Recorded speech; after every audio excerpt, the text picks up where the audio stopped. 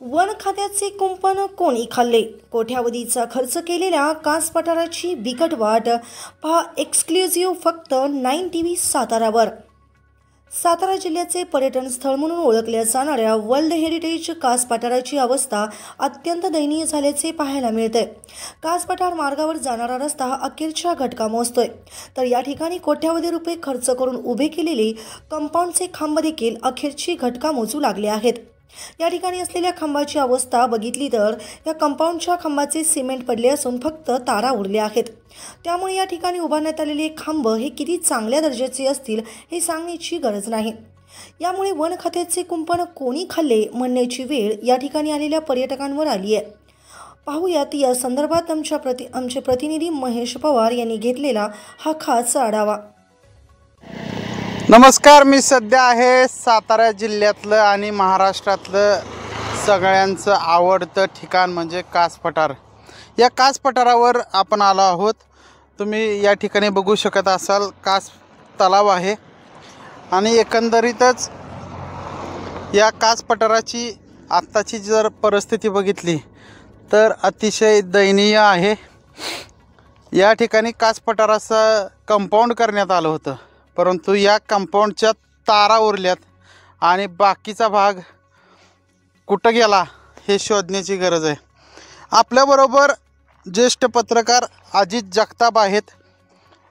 Sir, काय सांगाल तुम्ही? हा परिसर बघताय, एकीकडं शासन कोट्यावधी रुपये आत्ता पर्यटनासाठी खर्च करतंय। काय सांगाल ही परिस्थिती बघून? एकंदरीतच इथल्या रस्त्यांची अवस्था तुम्ही बघितली, आता ह्या कास पठारावर आलोय आपण, काय सांगाल? खरं म्हणजे तुमचं महेश पवार अभिनंदन केलं पाहिजे की ज्या काही सुविधा देतात पर्यटन वाढीसाठी राज्य सरकार 100 कोटीचा निधी आणला, 200 कोटीचा निधी आणला असं सांगतात, पण त्या निधीचा वापर कसा होतोय याचं शोधक पत्रकारिता आपण केली। आपण दाखवलं, मला रस्त्याची अवस्था अत्यंत बिकट झालेली आहे, साईड पट्ट्या तुटून पडलेल्या आहेत। हे जे आता आपण याला म्हणतो कंपाऊंड, त्याला कसं काय कंपाऊंड हे नावच कसं काय द्यायचं? फक्त 1-2 तारा शिल्लक राहिलेले आहेत। हे जे मटेरियल जे आपण गोळा केलं वन विभागाने, त्याची काहीतरी व्हॅल्युएशन असेल किंवा त्याची काही गॅरंटी असेल, काही गॅरंटी नाही आहे। सिमेंटचे जे पोल उभे केले आहेत, तारा उभे केले आहेत, ह्या सर्व आता निघून गेलेले आहेत। महाराष्ट्र शासनाचा वन विभाग म्हणजे खऱ्या अर्थाने एक साधन सामुग्री जागतिक पर्यटन स्थळामध्ये या ठिकाणी जतन करण्याचं काम त्यांच्याकडे आहे, परंतु आता नेमकं काय ते जतन करतात? मला वाटतं इथली हवा बी जर विकत जर द्यायची म्हटलं तर वन विभाग ही हवा बी विकून टाकल अशी परिस्थिती आहे। आपण सांगितल्याप्रमाणे आता ही कास पठार आहे, ही आता या ठिकाणी पूर्वी जनावरं जात होती, शेण वगैरे होतं, त्यामुळं फुलं वाढत होती, पण या कंपाऊंडची अक्कल कुणाची होती हे काय कुणाला काही समजलेलं नाही। या ठिकाणी सातारा म्हणजे सर्वांची मेवणी झालेली आहे, कुणीही याचं टिंगलटवाळी करायचं, निघून जायचं। आज 4 मंत्री आणि 12 वाल्मिकी असल्यामुळे आता हे पण ह्या 2 तारा बी राहणार नाहीत अशी मला तर शंका वाटते, आणि पुढच्या वेळी आल्यानंतर ही तार बी गायब होणार आहे। तर तत्पूर्वी जो बूंदचं गए औचे नाही आते असा हा प्रकार आहे। फक्त माध्यमातून तुम्हाला कौतुक बघायला मिळेल काय, आणि एखादा अधिकारी गेला की सिंगमच होती, पण त्यानं किती चिंगम खाल्ले सातारा जिल्ह्याच्या निधीतून हे कधीच कळत नाही। काका, तुम्ही एक शब्द वापरला, साताऱ्यात 4 मंत्री आणि 12 वाल्मिक, नक्की काय तुम्हाला म्हणायचं होतं? नेमकं काय प्रकार आहे? मंत्र्याच्या गाडीच्या CCTV जर कॅमेरा असेल का नाही, तर आजूबाजूला ज्या गाड्या आहेत त्या कुणाच्या गाड्या आहेत? तर त्या फक्त बीड हा फक्त नॉमिनल आहे हो। बीडमुळं खरं म्हणजे वाल्मिकी कराड हा बळी गेलेला आहे, आणि हा बळी गेलेला आता आपण बघतोय काय, आता वाल्मिकी कराड बळी गेलेले आहेत। हा एक तरी शब्द आहे की काय नाही माझा कार्यकर्ता आहे, उद्या महेश पवार मी जर उद्या काय वाईट काम केलं तर आमचे महेश पवार बद्दल, हो माझा कार्यकर्ता आहे अजित काका, मी त्याला वाचवणार, वेळेप्रसंगी मी काही करीन, सुप्रीम कोर्टातला वकील आणून पण त्याला ही करीन। पण आता तसं काय नाही झालं। कार्यकर्त्यांना विनंती आहे की जोपर्यंत धन आहे तोपर्यंत वाल्मिकी कराडची इज्जत आहे, धन गेलं का नाही तर तनच आतमध्ये जाणार आहे, हे फक्त लक्षात ठेवा।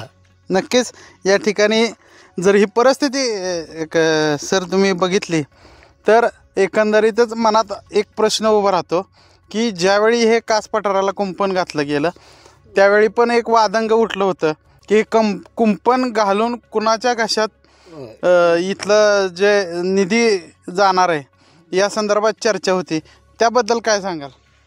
खरं म्हणजे पूर्वी शेतकरी म्हणायचा की कुंपणच शेत खाते, का आता ते बांधावं आपल्याला बांधावं लागतो, बांधात जर उत्पन्न आपण काढू शकतो.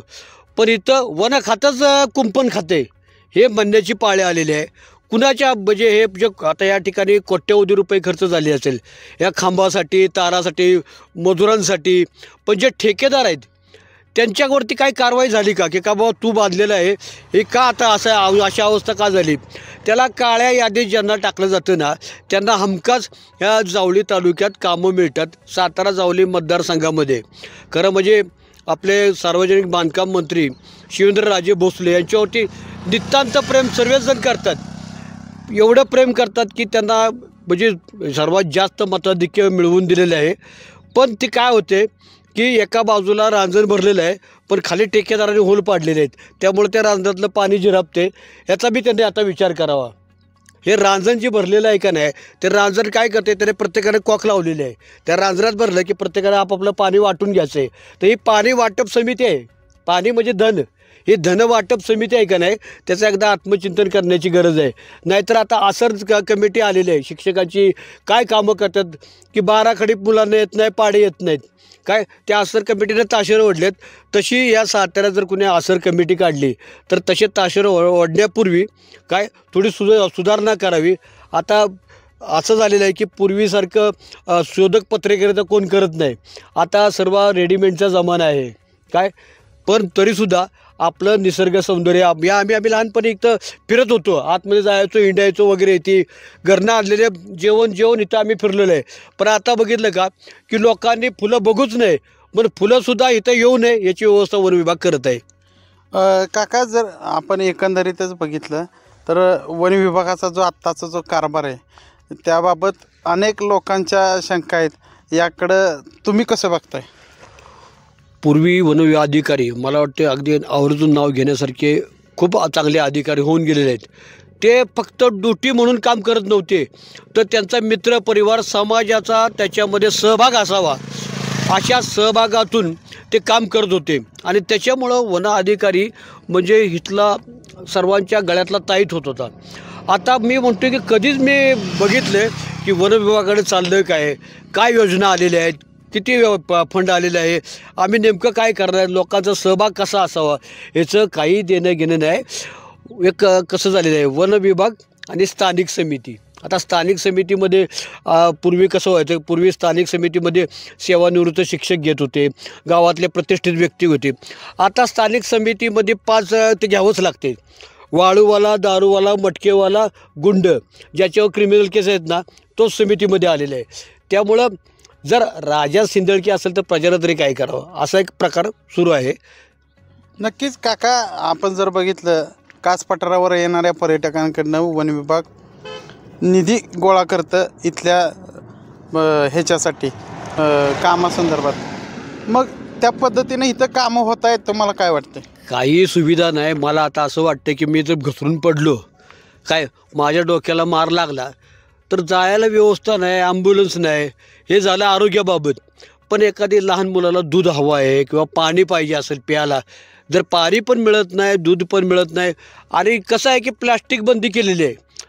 प्लॅस्टिक बंदी केली, प्लॅस्टिकच्या बाटल्या बरोबर आहे, बंदी केली, चांगली गोष्ट आहे. पण ते उत्पादन इथपर्यंत कसं येते हा मग महत्त्वाचा विषय आहे ना. पूर्ण जावली तालुका दारूबंदी आहे, पण तुम्ही गावात शिरला का नाही तर तुम्हाला पाहिजे तसं प्रत्येक ठिकाणी दारू मिळते. असाच हा प्रकार आहे. प्लॅस्टिक बंदी असली तरी प्लॅस्टिक इथं मुबलक प्रमाणात उपलब्ध केलं जात आहे. आता महेश पवारांनी प्रश्न विचारला आहे की वन विभागानं आतापर्यंत एवढा निधी खर्च केलेला आहे, कास पठार आहे वगैरे, तो निधीचा आपल्याला आउटपुट का दिसून येत नाही? शेवटी पैसा हवेत उडतो, फक्त पकडणारा पाहिजे. वन विभागाचं बी तसं आहे, पैसा वन विभागात जातो पण तो कुणाला दिसत नाही, असाच हा प्रकार आहे. नक्कीच या ठिकाणी सरांनी सांगितलं की कास पठारावर येणाऱ्या पर्यटकांच्या माध्यमातून कोट्यावधी रुपये गोळा होतात, मात्र इथं येणाऱ्या पर्यटकांना त्या पद्धतीत त्या प्रमाणात वन विभाग या ठिकाणी सोयीसुविधा देऊ शकत नाही आहे. त्यामुळं आणि इथं झालेली जी कामं आहेत ती देखील निकृष्ट दर्जाची पाहायला मिळत आहेत। यामुळं वन विभागाच्या कारभारावर शंका निर्माण होते आहे। महेश पवार, कास पठार, सातारा।